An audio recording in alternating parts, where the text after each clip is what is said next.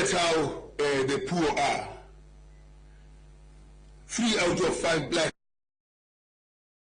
and then whites here, that's poverty of whites, non-existent. Indians moved, and then we could see this in the numbers when we talked about education. When we pointed out to how the Indians and white, particularly Indians, caught up with whites in education. And as they did that, and if I had that slide, you would see how this poverty drops and education increases. And then, of course, blacks here are flat, and then, of course, with slight vicissitudes, poverty returns, such as poverty,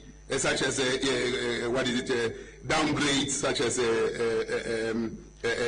drought, and all those D's bedevil the possibility of changes. So this is across time how how blacks have fared. So there it is, education. What evidence more? What more evidence do you need? If you have no education, you will be poor. And given that many of South Africans don't have, the scale of poverty is not going to go away. Not tomorrow, not soon. Because when you think about education as a solution, and when I talk about education, I'm talking about education that solves problems. If you think about education, it's an investment of 30 years in the future. The question then is, will the children that will be born today and tomorrow, will they live a life of prosperity? What are the things in the system that gives us those kinds of guarantees? That's the question that we must ask. Are our policies, as we implement them, give us the confidence that the children will be educated? When I look at the numbers, I get nightmares. The numbers suggest no. Here's the evidence. Those who are higher education, no poverty. Those who are matric, some, but these ones who are higher education, including technical and so on, when poverty comes, they are able to sustain their lives. These ones, once there are vicissitudes, such as drought and downgrades, they face the wall and they go into poverty. And you can see all of them here. They've gone back to poverty. The evidence is very, very compelling.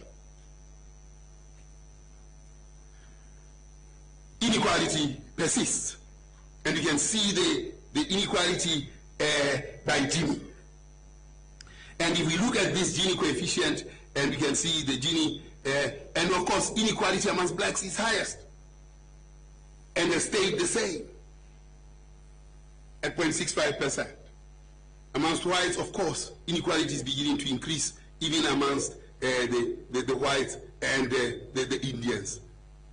But the worrying point is this is 80% of the population.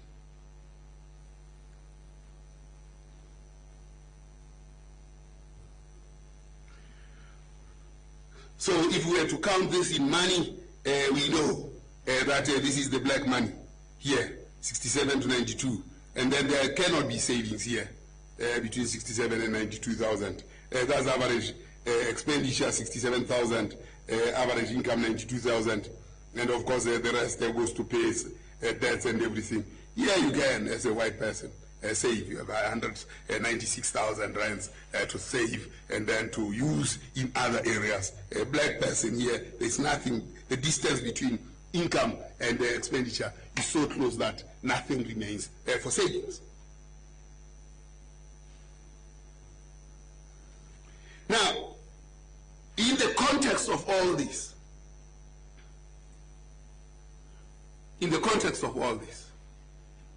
we are looking at what poor households spend.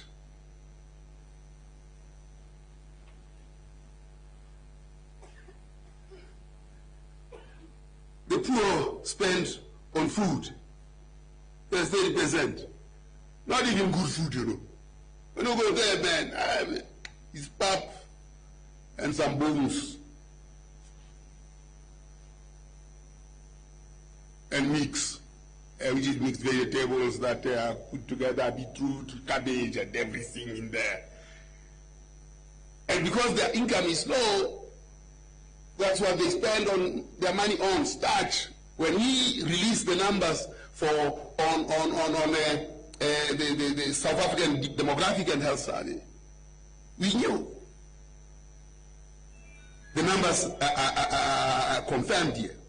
And of course, we can see that the rich spend more on household expenditure towards housing and utilities.